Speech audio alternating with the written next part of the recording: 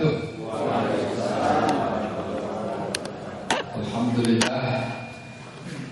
Alhamdulillahi wa kafa. Wassalatu wassalamu ala nabiyil mustafa wa ala alihi wa ashabihi ahla sidqi wal wafa.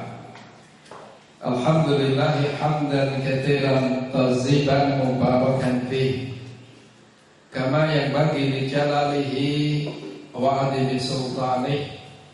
Wa sallallahu ala sayyidina Muhammadin wa ala alihi wa sahbihi amma ba'd.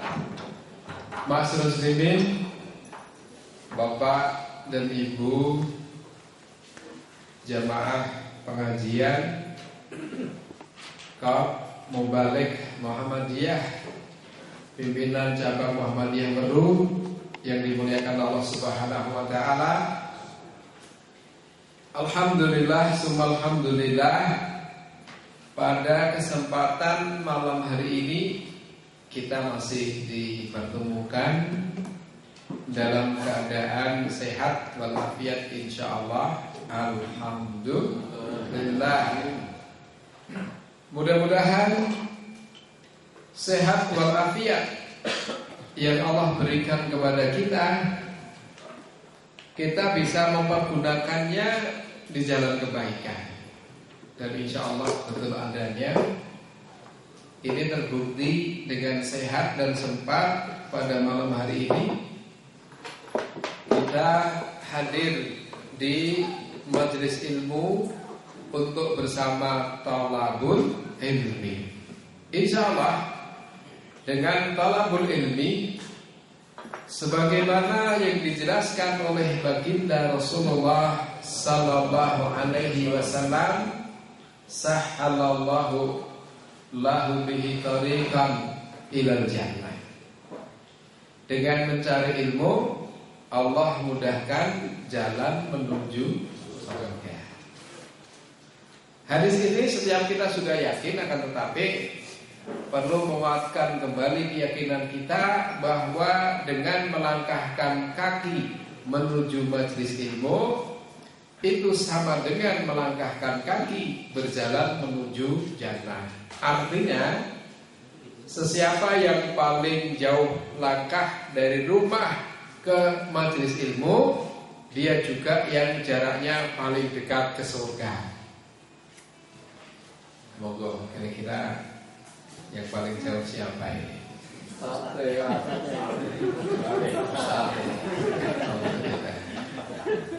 Kemudian nanti paling dekat ke surga. Yang boten jenengan di sini. Ini di sini Pak Ustadz tidak apa-apa. Bapak Ibu, sengaja kita buat suasana yang berbeda. Yang biasanya kita selalu pakai layar dan LCD lengkap, tapi kali ini kita mau ekspresif saja. Juga yang biasanya kita selalu menggunakan lembar kajian. Beberapa hari kemarin materi kajiannya diminta oleh PCM Polokarto. Maka yang ngesake materi nanti bentuknya bukan buletin, tetapi soft copy sudah saya kirim di Pak Guru, Pak Sarwiji. Nanti yang ngesake silakan minta atau dikirim ke grup, nanti semuanya sudah bisa membaca. Begitu Bapak Ibu ya. Jadi materinya nggak pakai buletin, nanti dikirim ke grup dari Pak Guru, Pak Sarwiji. Nanti semuanya yang sudah tergabung di grup sudah bisa membaca.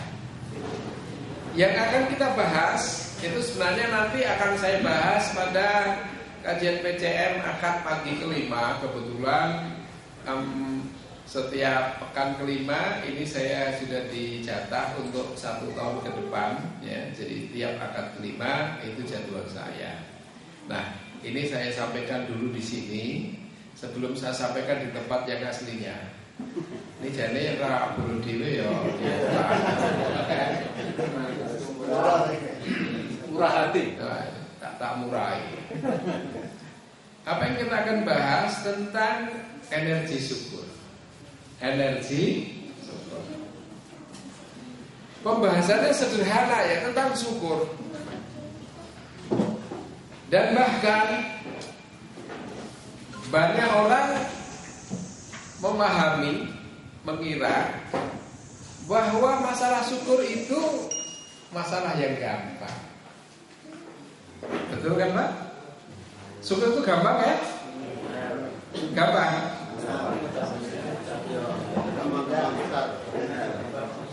Ada yang menjawab gampang-gampang susah. Kalau gampang-gampang susah itu jatuhnya susah. Gitu. Gampang-gampang susah itu malah susah. Dijaga ke angel loh. Jadi yang kena angel wis angel rasa dijaga ke. Jadi iyo ning ora sulit itu. Ya. Nah, syukur itu tak sekedar gampang-gampang susah. Ya. Syukur itu karena susah. Maka kalau kita ngebahas masalah syukur, itu jangan dipahami kok sederhana. Oh, enggak sederhana. Syukur masalah sulit. Dari mana kita buktikan bahwa syukur itu perkara sulit? Lihat bagaimana Allah berfirman. Firman Allah Azza wa Jalla dalam satu surat yang sama diulang sampai 31 kali. Satu surat yang gak panjang, pengulangannya 31 kali. Satu surat yang sama. Saya akan buka kuis. Siapa yang bisa menyebutkan ayatnya, lafaz ayatnya bagaimana? Akan kita beri hadiah umroh yang bisa menyebutkan lafaz suratnya dan terjemahannya bahasa Inggris.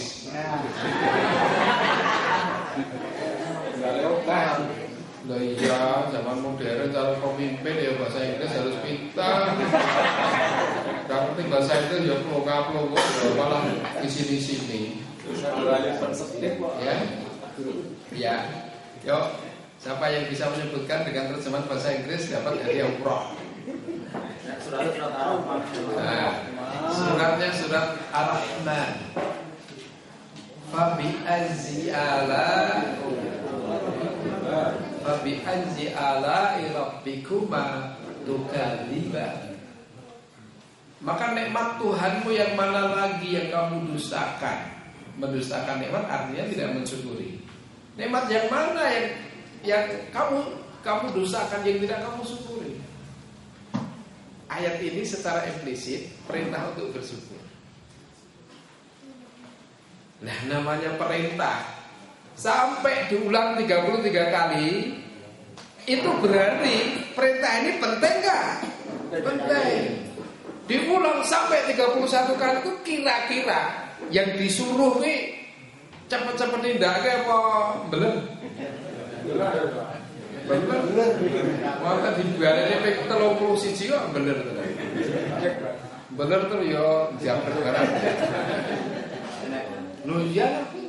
Nah kalau nggak bener dapat ngapain nyuruh sampai 31 kali? Nah ini berarti syukur gak gampang.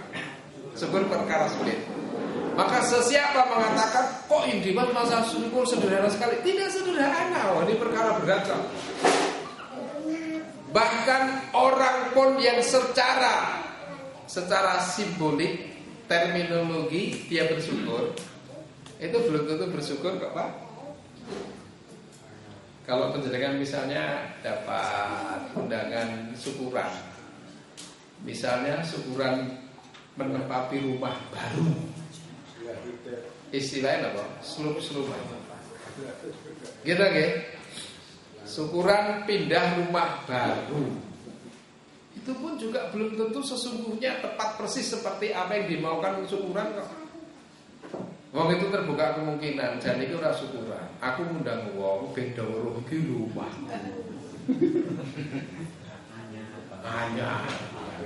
Iki rumahku. Ape? Iki rumahku.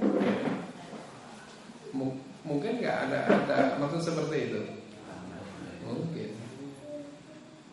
Katanya syukuran, ya, undang banyak orang. Ternyata bareng teko ditarik sumbangan dan lain-lain. Ini cuma bukti syukuran gak gampang gitu loh. Syukuran gak gampang.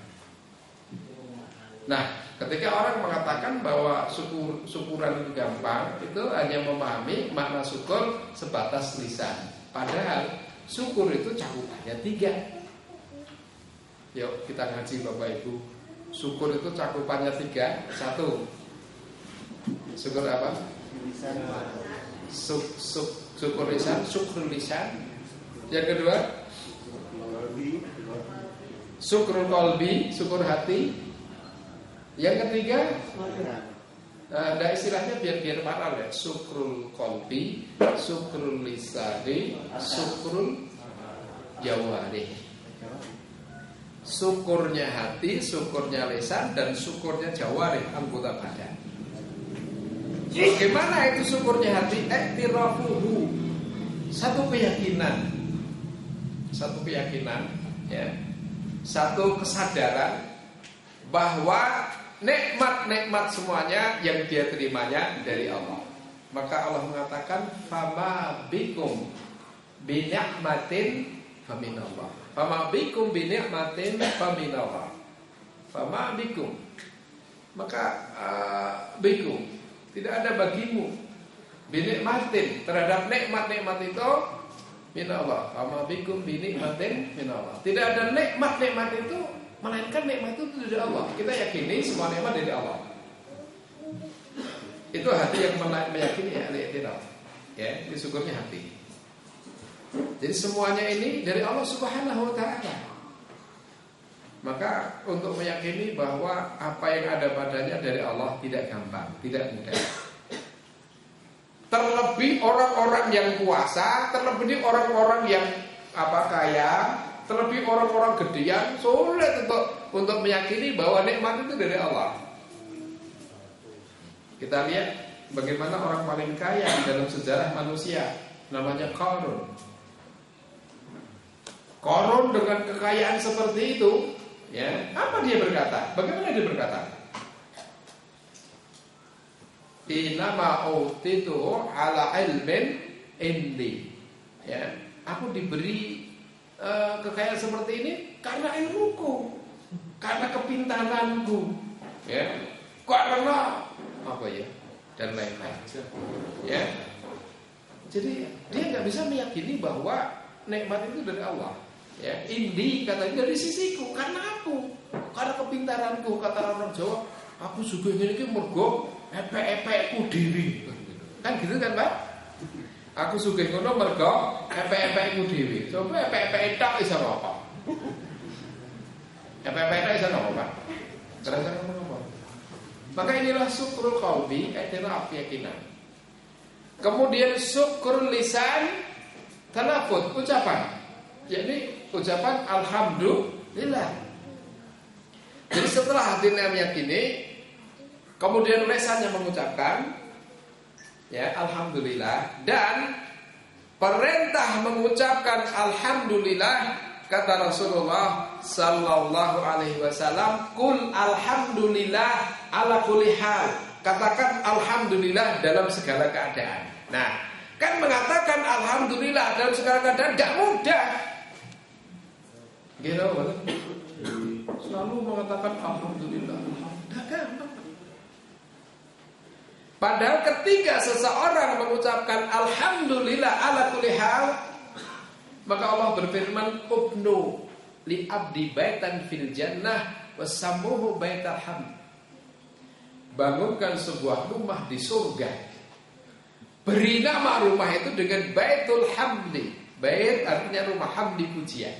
Jadi seorang hamba yang dalam seluruh keadaannya dia selalu mengucap alhamdulillah, akan dibangunkan sebuah rumah di surga yang namanya Baitul Hamdi. Seluruh keadaan mengucap alhamdulillah gampang apa susah? Gampang. Tenang. Misalnya, ya, daftar ke caleg ra lulus.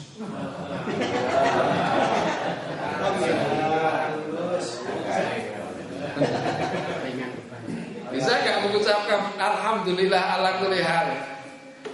Padahal perintahnya begitu, kul alhamdulillah ala kulli hal. Jadi Rasul sendiri, ya, idza atahu amrun Ya suruh apabila mendapati perkara yang menyenangkan, dia mengucapkan alhamdulillah alladzi bi ni'matihi tatimmu shalihat. Kalau perkara yang tidak menyenangkan, alhamdulillah ala kulli hal. Tetapi dua-duanya diawali dengan ucapan alhamdulillah. Kalau senang alhamdulillah alladzi bi ni'matihi tatimmu shalihat. Kalau kurang menyenangkan, alhamdulillah ala kulli hal. Ini artinya sudah paham ya Bapak Ibu? Alhamdulillah alladzi bi ni'matihi tatimmu shalihat. Segala puji bagi Allah yang dengan nikmat-nikmat ini tersempurnakan amal soleh. Maknanya lisannya mengucapkan, kemudian dengan nikmat itu dipergunakan untuk mewujudkan amal-amal soleh. Kalau menyenangkan, kalau gak menyenangkan, alhamdulillah ala kulli hal, segala puji bagi Allah dalam segala keadaan. Ternyata Bapak Ibu, inilah syukur lisan, ucapan alhamdulillah ala kulli hal. Yang sebenarnya ini merupakan tanda kedalaman keimanan seseorang, tanda kedalaman keridhaan seseorang kepada takdir Allah Subhanahu wa taala.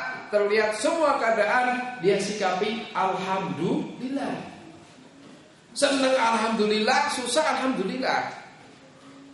Itulah yang kalau kita diingatkan oleh Allah, wa asa antakrahu syai'an wa huwa khairul lakum wa asa an tuhibbu syai'an wa huwa syarrul lakum wallahu ya'lamu wa antum la ta'lamun.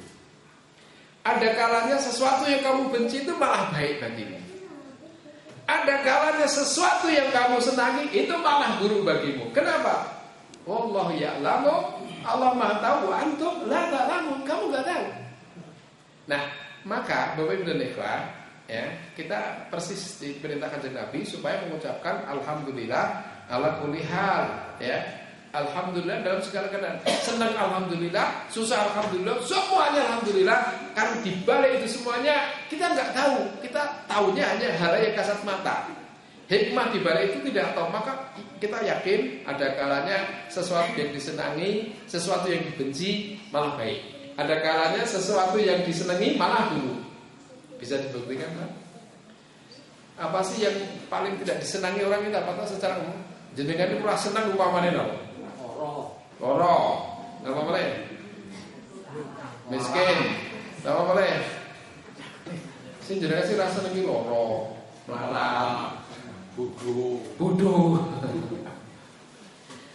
Mari kita kupas ya.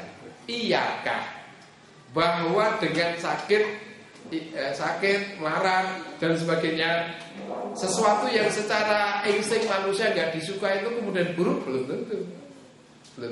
Mari kita buktikan. Saya mau tanya Pak, kira-kira kita ini lebih banyak wirid zikir doanya di saat sakit atau saat sehat? Baru satu lagi. Lebih banyak wirid zikir doa di saat sakit atau sehat? Nah, oke. Kita merasa lebih takarrub dekat kepada Allah saat sehat atau sakit? Sakit. Ketika sakit kemudian zikir doa, itu kalau terbingin. Gitu ya. Dungo, ini dungo. Watet dungo. Ligih dungo. Turu dungo. Apa itu dungo terus? Bareng waras, blas. Blas-blasan tekan ini. Nah, ini loh yang kadang-kadang kita nggak tahu apa di balik iman itu semuanya. Maka ada kawan kita menulis buku yang sangat bagus, judulnya Alhamdulillah saya sakit. Yuk kita sebut bareng-bareng. Masih terus Pak? Yuk kita sebut bareng-bareng. Allahumma amin. Innalillahi. Alhamdulillah saya sakit. Saya sudah baca buku itu. Oh bagus. Di balik sakit itu ada hikmah yang sangat banyak. Nah, maka semua ucapi alhamdulillah. Sakit alhamdulillah. Oh bisa jadi sakit itu malah itu bukti kedekatan kita kepada Allah.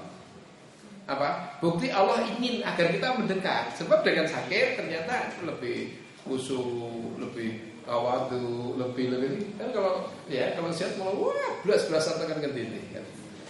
Yang gini-gini biasanya bukan orang Sukoharjo, bukan waras itu belasnya kendini ya.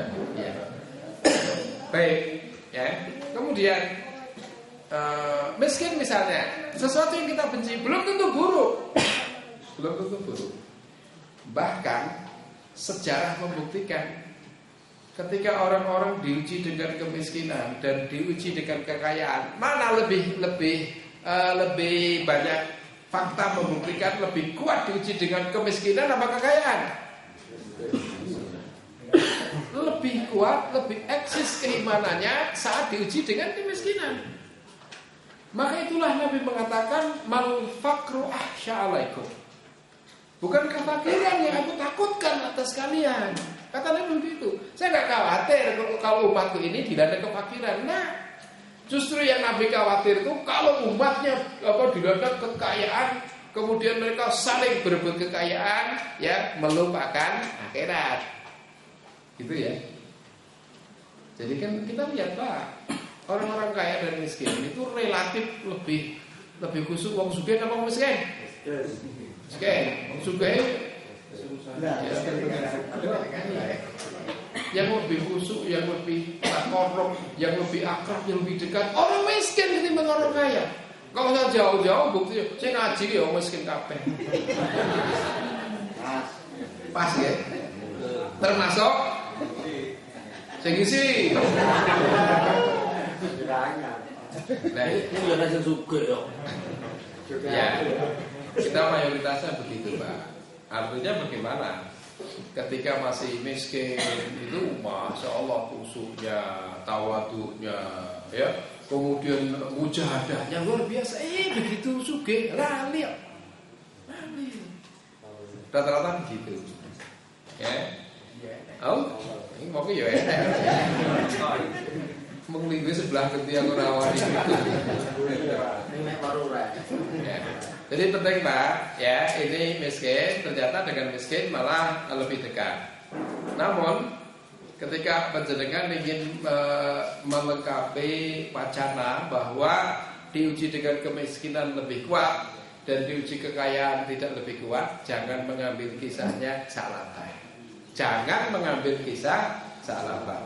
Karena riwayat tentang Sa'labah yang konon katanya miskin, sedemikian miskinnya ketika sholat segera pulang. Ditanya Rasulullah, kenapa segera pulang ya Rasulullah? Kalau hari ini saya sholat di sini, ya istriku di rumah itu di kamar, nggak keluar kamar, juga keluar. Nggak punya kainnya barengan. Ya, tidak sejauh itu. Dan kisah itu tidak benar. Apalagi kalau kemudian ketika diberi Kanjeng Nabi ternak kemudian beranak pinak sampai diminta zakat nggak mau, bukan itu. Jadi kisah Sa'labah tidak benar, tidak sahih menurut tinjauan hadis. Ya. Tapi kisah-kisah yang lain bahwa diuji kekayaan, kemudian mereka itu malah bergelimang dalam dosa, ya, meninggalkan ibadah, ini banyak. Ini banyak. Ya, salah satunya Qarun dan sebagainya. Qarun dulu juga miskin, Pak. Qarun dulu juga miskin, begitu kaya ya. Faqaraja ala qaumi fi zinati. Setiap kali keluar itu memamerkan kekayaannya. Maka orang yang setiap keluar memamerkan kekayaannya sebenarnya ini terahnya pamer kekayaan. Kendaraan pun untuk dinamakan ini sebagai simbol orang kaya kan gitu. Sebenarnya kalau kendaraan itu kan nilainya kan nilai fungsi Pak, ya bukan nilai aksi. Kalau seperti kendaraan harganya 3 miliar, ya ada nggak Pak? Ada ya. Kalau Lamborghini atau apa ini? Ini Pak Yasmin pernah naik Lamborghini kan? Ya, mana mau begini. Nah ya. Jadi kalau kendaraan ya sebatas cukup saja, ya, sebatas cukuplah untuk kepentingan. Ya agak halus-halus gak ada masalah karena itu sebatas kebutuhan, bukan kemewahan. Maka kalau para mubalik Muhammadiyah itu misalnya ya masing-masing pakai Pajero itu udah cukup sih. Cukup nggak? Supra lawas itu. Ya, Supra lawas gitu.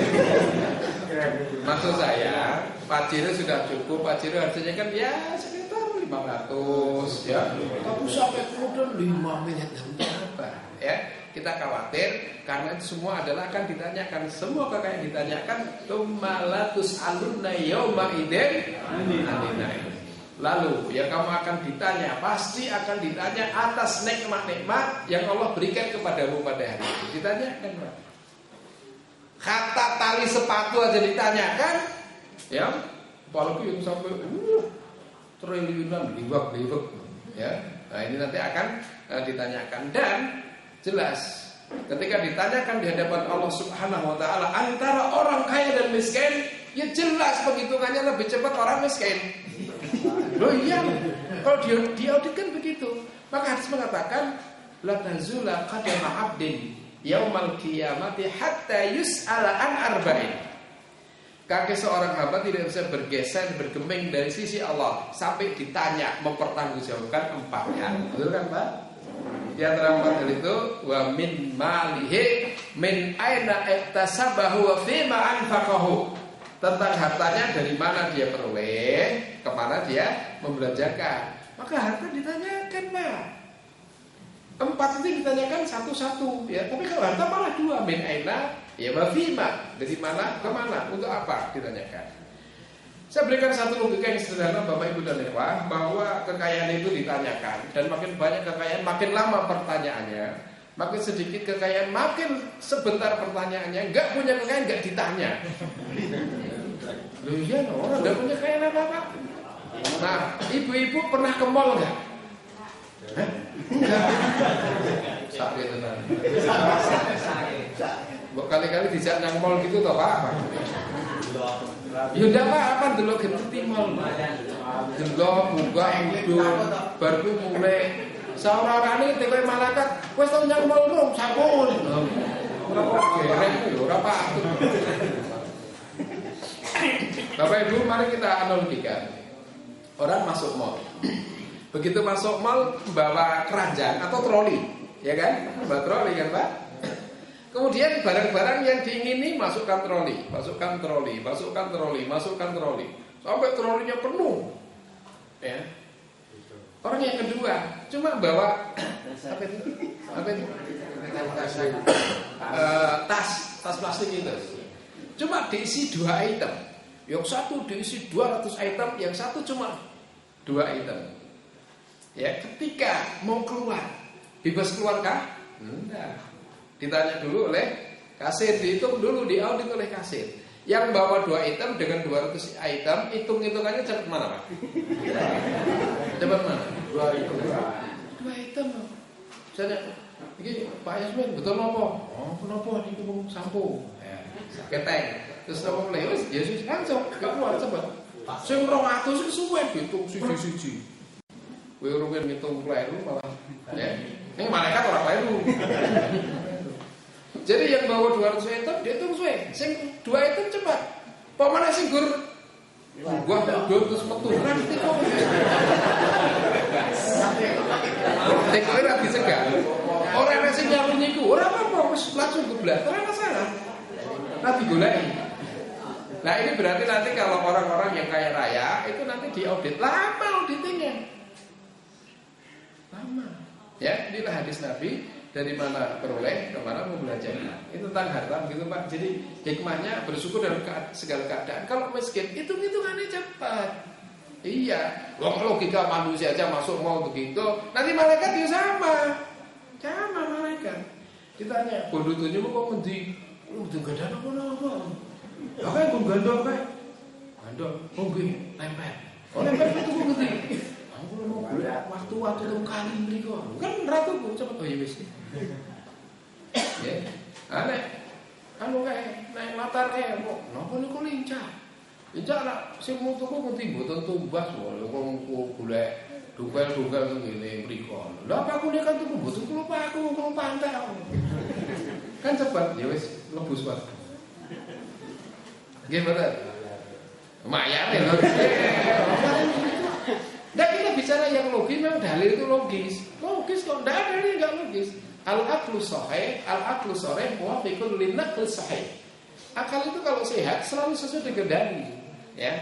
Maka kalau bertentangan dengan akal dan dalil, ya tinggalkan akal, ambillah dalil. Itu ditulis oleh Ibnu Taimiyah dalam buku Dar'u Ta'arudil Aqli wan Naqli. Tinggalkan kalau ada terjadi ta'arud, terjadi kontradiksi antara akal dan dalil. Tinggalkan akal, ambil dalil.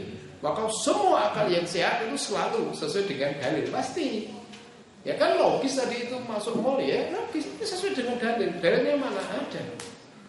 Maka dalam hadis dikatakan yadkhulul fuqara'ul mu'minina al-jannata biqamsa mi'ati am qabla aqliyaihi. Kelak nantinya orang-orang miskin yang mukmin masuk surga 500 tahun lebih dulu daripada orang-orang kaya. Alhamdulillah. Wong miskin munggah swarga 500 tahun luwih dhisik tinimbang wong sugih, mulane dadi wong miskin alhamdulillah. Dadi wong miskin alhamdulillah, dadi wong sugih alhamdulillah. Lah kok alhamdulillah kan wis banter. Ya bodoh-bodoh ucap alhamdulillah bareng sugih banter miskin iri-iri. Padahal yang kita bahas tentang energi syukur. Dengan syukur Allah tambah. La in syakartum la azidanakum. Kalau kamu syukur, aku akan tambah. Jadi orang miskin dikasih miskin syukur, Allah akan tambah. Tambah kekayaannya gitu. Tambah positif ya, jadi kekayaan ditambah ya. Ini orang-orang yang bersyukur punya keajaiban seperti itu. Inilah kenapa kita selalu diperintahkan kul alhamdulillah ala kulli hal. Katakan alhamdulillah dalam segala keadaan. Dua hal yang paling dibenci orang, sakit dan miskin, ternyata di balik itu ada kebaikan yang sangat banyak. Ya. Wa asa an takrahu syai'an wa ja'alallahu fi khairan katsiran. Ada kalanya ya kamu benci kepada sesuatu yang buruk, tetapi justru padanya Allah berikan kebaikan yang banyak. Ayat ini bicara konteksnya tentang keluarga, tentang suami istri. Ya, pada pasangannya masing-masing. Kalau ada sesuatu yang dibenci, ya insya Allah dibalik sesuatu yang dibenci itu justru ada kebaikan yang banyak. Kalau penjenengan mengupas sisi kehidupan, oh betul. Misalnya suami nggak senang pada istrinya pada satu hal, pada satu sifat, padahal di situ ada kebaikan yang banyak dan pasti ada kebaikannya, pasti ada hikmahnya. Umpamanya gitu, jadi kan rasa senang, wah bojoku ora pinter masak, goreng gosong, goreng gosong masak lentis, apa boleh, yang nyayur kasih. Coba kita katakan alhamdulillah ala kulli hal, kita cari di balik itu semua ada apa. Ya. Ternyata hikmahnya apa? Hikmahnya ya agar kita tidak tidak tergantung kepada masakan suami, masakan istri, kali-kali makan di luar. Hikmahnya kan kita punya alasan. Ya. Iya, agar masak, ya, tangit, yang goreng, gosong, ya, nyayur, kasinan, dan gitu. Punya alasan kan, ya. Nah, gimana kalau ternyata istri pinter masak? Ya ada hikmahnya, biar buka kuliner kan gitu. Apa ada buruknya? Ya ada. Istri pinter masak itu ya plus ya minus. Plusnya bisa mungkin buka kuliner, minusnya ya boros wibaran. Gitu. Wong betino baru gawe pengen rumah itu boros. Tapi semuanya ada kebaikannya Bapak Ibu dan Ikhwah ya. Maka dikatakan la tafrahul mu'minu mu'minatan in kariha minha radiya minha akhar. Janganlah suami, janganlah laki-laki mencela keburukan wanita. Jangan suami mencela keburukan istri, karena dibalik sifatnya yang dia tidak senangi ada hal lain yang dia senangi. Itu biasa. Wanita itu begitu, ya. Laki-laki ya begitu, suami itu begitu, istri itu begitu. Jadi pasangan suami istri tidak ada yang sempurna. Gitu Bu Pak. Kalau tak takut di bawah gitu. Napa istri jedangan itu sempurna? Sempurna. Semuanya the best. Napa nggih kakung jenengan iku the best ya ndak, ya menungso biasa. Ya. Nanti kalau mau istimewa nanti di surga. Ya, di surga itu ada keistimewaan yang tiada batas. Bahkan nanti ketika istri suami dua-duanya soleh solehah, duanya bisa masuk surga, bisa minta bertemu kembali, berpasangan kembali. Ini fatwanya Syekh Muhammad Ibn Shalih Al-Utsaimin ketika menjelaskan ayat walakum fiha ma tastahi anfusukum walakum fiha ma tad'un. Ya. Jadi intinya di surga itu seseorang akan mendapatkan apa yang diingini dan mendapatkan apa yang Allah sediakan. Jadi kita mengingini apa dapat. Suami istri mau ketemu lagi di surga, pasangan lagi bisa dengan dasar surat Fussilat tadi itu. Ayat berapa itu ya? Dicari itu. Ya. Ya, dicari surat Fussilat. Ya, 42 atau berapa? Ada itu. Dengan dasar itu maka penduduk surga nanti suami istri soleh solehah bisa ketemu kembali, berpasangan kembali, berjodohan kembali. Atau sesuai dengan mendapatkan apa yang diminta. Seandainya suami minta nanti pasangan bidadari ya bisa. Cuma nanti tidak kan pilih pasangan bidadari apa istrinya dulu terserah penjenengan kita jenengan pilih bidadari. Dia soleh. Pilih dengan istrinya yang dulu apa ganti bidadari, Pak? Mumpung ibu-ibu ada wis genah loh. Pilih dengan istrinya yang kemarin di dunia apa ganti bidadari? Istrinya. Apa ganti istrinya itu tenang. Iya. Kalau dijawab bidadari itu tekan rumah padu. Ya, gini aja Pak. Apakah nanti dengan istrinya di dunia atau kelak ganti dengan bidadari itu nomor kesekian sing penting mlebu swarga dhisik. Mau mlebu swarga urung wis ribut. Ya. Baik begitu Bapak Ibu dan Ikhwah, inilah kenapa alhamdulillah ala kulli hal syukrul qalbi, syukrul lisan, syukrul jawarih, syukur anggota badan, semua anggota badan kita ini kita pergunakan untuk syukur. Tangan kita, ya kaki kita, mata kita, ya dan semua anggota badan ini untuk bersyukur. Di antara syukurnya anggota badan kita pergunakan untuk melakukan amal ketaatan. Itulah dalam hadis Nabi dijelaskan inna li jasadika alaika haqqan. Sesungguhnya pada jasadmu ada kewajiban yang harus kamu tunaikan. Kewajibannya apa? Kewajiban kepada badan kita itu ya misalnya mata, kita punya mata. Kewajiban kita pergunakan untuk melihat yang bagus-bagus, yang bening-bening, yang seger-seger, kan itu Pak ya? Iya. Jangan melihat yang berurut-urut dan lain-lain. Kemudian kaki kita, kemudian tangan kita, kemudian anggota badan kita untuk melakukan kebaikan, utamanya adalah di jalan ketaatan Allah Subhanahu wa taala. Itulah syukur yang cakupannya qalbi, lisan dan jawarih. Dan itu ternyata tidak mudah. Kalau mudah tentu Allah tidak mengulangi kalimat fabi azzi'alai rabbikuma tukadziban. Oke, kita lanjutkan dikit lagi. Karena bersyukur itu tidak mudah, ada tip agar syukur ini menjadi mudah. Gimana Pak? Cara syukur menjadi mudah? Nabi memberikan petunjuk agar syukur itu menjadi mudah, itu supaya melihat ke bawah.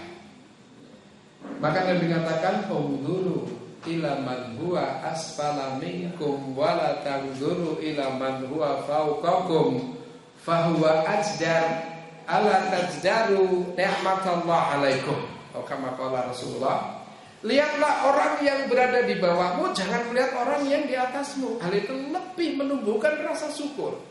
Hal itu menjadikan tidak meremehkan nikmat-nikmat Allah. Berarti untuk bisa bersyukur melihat ke bawah. Melihat ke bawah. Cuma Kanjeng Nabi di dalam memberikan gambaran ya ini cukup puitis ya, melihat ke bawah. Itu bukan bahasa lugas. Ben syukur kena kisah di blok terus ya, enggak. Itu belum tentu cocok di blok terus. Ya kesandung ya. Maka yang dimaksud melihat ke bawah itu melihat orang-orang yang kondisi duniawinya itu lebih di bawah kita. Gitu loh. Hadis Nabi itu banyak kok yang sifatnya majas itu. Sifatnya tidak lugas, tidak tegas. Mempunyai makna yang tidak sebagaimana makna kata aslinya. Seperti idza tabahta marqatan fa'akhir ma'aha wa ta'ahad jirana. Kalau kita alih bahasakan, hai para ibu, kalau memasak perbanyak kuahnya, ya. Perbanyak kuahnya. Oke ono duduhe tonggomu cipratono. Cuma mana ciprat iki ya cuma ciprat iki ora tau ngaji. Surga di bawah telapak kaki ibu terus ibu kan delok surga ya ora ngono ya. Jadi ini mana-mana bukan makna lugas. Bapak Ibu dan ikhwah, kita lanjut persoalan bahwa untuk bisa bersyukur agar kita melihat ke bawah. Orang yang kondisinya lebih bawah kita itu bisa menumbuhkan rasa syukur. Kita lihat kalau hari ini kita bisa bisa apa Pak misalnya untuk kita jadikan pembahasan bersyukur hari ini kita bisa mendapatkan nikmat apa umpamanya? Sehat. Kita bandingkan, selain kita banyak yang sakit, betul kan Pak? Kalau hari ini misalnya kita bisa Bisa minum, ya minum teh kendel, rana kancane. Gitu ya Pak ya. Ini namanya niku sugan teh niki rana kancane niku jenenge teh kendel, rana kancane. Ya. Orang nek adune teh kendel. Alhamdulillah walaupun teh kendel kan itu loh. Teh kendel apa teh bisa. Enggak apa-apa ya ini minum aja enggak dapat. Maka kita melihat orang yang berada di bawahnya kan gitu. Gitu kan? Hari ini apapun keadaannya kita bandingkan orang yang di bawah kita akan menumbuhkan syukur. Misalnya, ya hari ini ngantuk, alhamdulillah iso ngantuk. Iya, enak masih merasa ngantuk. Kalau tak tanggal, jenengan pilih reso turu, mau turu terus. Orang pilih. Pilih reso turu, mau turu terus. Ya apapun keadaan, alhamdulillah. Apalagi keadaan kita di atasnya, ya orang di bawah kita lebih banyak. Ini lebih menumbuhkan syukur. Ya, jadi lihatlah orang yang kondisinya di bawah kita. Karena banyak orang yang kondisinya ya jauh lebih menderita, jauh lebih sengsara dan lain-lain dan lain-lain. Kita lihat saudara-saudara kita kaum muslimin di negeri lain, ya di Eritrea, di Afrika, di mana lagi? Ya, di Palestina, di Suriah, keadaan seperti itu. Saudara-saudara kita di Burma, ya Rohingya, kan seperti itu. Di negeri lain, ya sampai sholat pun tidak boleh, sholat nggak boleh. Ya alhamdulillah kita baru dilarang ada. Tapi sholat diolah. Alhamdulillah agak dilarang ada. Tidak tahu mungkin yang keruatan kepanasan rupiah, ya. Tapi kita orang nasi marah, kita orang nasi. Semua keadaan alhamdulillah kita syukuri. Orang lain jauh lebih menderita. Ini untuk perkara-perkara duniawi. Tetapi untuk perkara ukhrawi, prestasi ibadah, supaya kita melihat yang lain, gitu loh. Jangan salah paham. Kabeh ndelok ngisor, enggak. Untuk prestasi kita ke atas, misalnya Jumatan, gitu. Lah Jumatan menyuruh ngadon wong teko. Timbang ra teko. Kok timbang ra teko. Perbandingannya ini orang kok adan teko lumayan timbang ra teko, bukan begitu perbandingannya ibadah yang paling baik. Bahkan Nabi mengatakan untuk ibadah sholat Jumat, faman man raha fi sa'atil aula faka'annama qarraba badanah. Barang siapa yang Jumatan di barisan pertama pahalanya sebanding dengan berkurban seekor unta. Baris kedua berbanding seekor sapi, kambing, ayam, kemudian telur kan gitu. Jadi kalau kebaikan kita perbandingannya atasnya. Orang gerung Jumatan rumah turun teko model itu ndak lumayan timbang ora. Nek lumayan timbang ora terus ora maju-maju.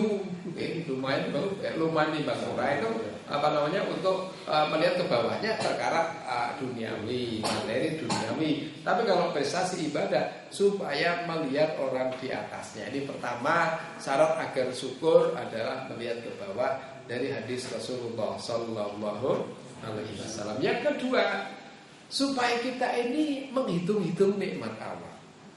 Ya, pandai menghitung nikmat Allah, pandai menghargai nikmat Allah. Maka Allah berfirman, wa in ta'uddu ni'matallah la tuhsuha. Ada tuh di surat apa? An-Nahl ayat 18 atau berapa itu ya. Dan kalau kalian menghitung-hitung nikmat Allah, sungguh tidak akan mampu. Nikmat Allah banyak dan banyak sekali, tidak bisa dihitung. Ya, nikmat Allah teramat banyak. Jadi kalau orang merasa sempit, kalau orang merasa miskin, kalau orang merasa menderita, itu sebenarnya karena dia tidak melihat betapa nikmat Allah jauh lebih banyak. Saya mau tanya Bapak Ibu, ini rata-rata sudah berumur sekian dasawarsa ya kan Pak? Misalnya, ini kan rata-rata sudah lolita, apa? Lolos 50 tahun. Betul kan Pak? Lolos 50 tahun. Kalau di antara kita atau kebanyakan orang pernah menderita sakit, mari kita hitung. Lebih banyak waktu sakitnya apa sehatnya? Sehat. Ya. Tapi kadang-kadang kita ini tidak menghitung nikmat Allah. Paling lorong dino, wah, sahabatnya rame-rame. Nek petang 20 tahun saat durunge siap gue blas kan ndi. Kita ini kan kurang pandai menghitung nikmat Allah.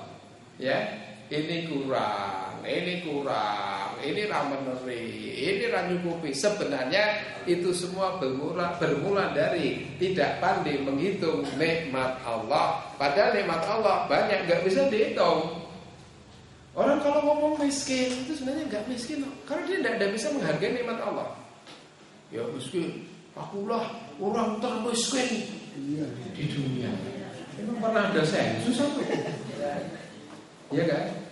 Ya, aku merasa orang termiskin di dunia ya, yang penuh derita bermandikan air mata.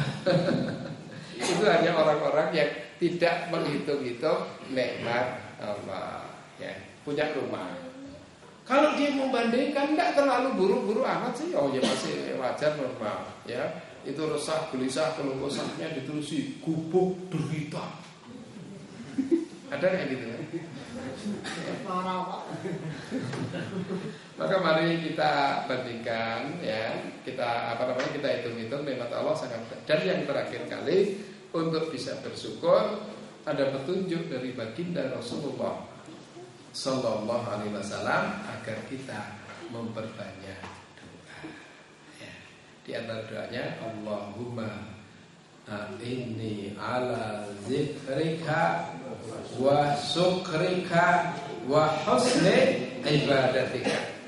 Allahumma a'inni ala zikrika wa syukrika wa husni ibadatika. Ya Allah, a'inni ala, tolonglah aku ya untuk agar aku mampu zikrika, mengingatmu, wa syukrika, mensyukurimu, wa husni ibadatika, dan ibadah yang baik kepadamu. Maka tiga hal ini masyarakat muslimin, para bapak dan ibu, mudah-mudahan melengkapi persepsi kita tentang energi syukur yang dengannya amat sangat dahsyat, luar biasa, dan bahkan termasuk energi syukur yang sungguh-sungguh luar biasa dibanding dengan yang lain. Dengan bersyukur Allah akan menambah nikmat. Dengan bersyukur Allah akan menyelamatkan dari azab. Itulah makna ayat surat An-Nisa 147. Ma yaf'alullah bi'adabikum in syakartum wa amantum. Allah tidak akan menyiksa kalian selama kalian bersyukur dan beriman. Maka iman dan syukur dan iman ini menjadi benteng dari bencana yang akan menimpa seorang hamba. Wassallallahu ala sayyidina Muhammadin wa ala alihi wa sahbihi. Subhana rabbika rabbil izzati amma yasifun wa salamun alal mursalin walhamdulillahi rabbil alamin. Amin ya rabbal alamin. Yang sedikit ini mudah-mudahan manfaat. Untuk sangat dimaklumi, ini kebetulan tinggal sisa-sisa energi terakhir ya. Yang sejak tadi saya belum istirahat, pagi rapat, kemudian Jumatan di Subur sana ya. Tadi habis Jumatan misi di Aisyah ya, sampai pada asar, maghrib sampai isya misi Jami, belum sempat istirahat sudah kesini. Mudah-mudahan Allah berikan kesehatan untuk kita semua. Amin ya rabbal alamin. Yang sedikit tadi itu materi saya kirim di WhatsApp-nya Pak Guru ya, monggo nanti bisa dikirim di grup yang ada, bisa dibaca ulang ya. Kalau dengan kesakit nanti dilengkapi dari satu buku yang ada, Energi Syukur ya. Ini sangat luar biasa. Bukunya di sebelah sana, silahkan nanti diambil. Wa'afu minkum wassalamualaikum warahmatullahi wabarakatuh. Wa ala alihi wa sahbihi subhana rabbika rabbil izzati amma yasifun wa salamun alal mursalin walhamdulillahi rabbil alamin. Wassalamualaikum warahmatullahi wabarakatuh.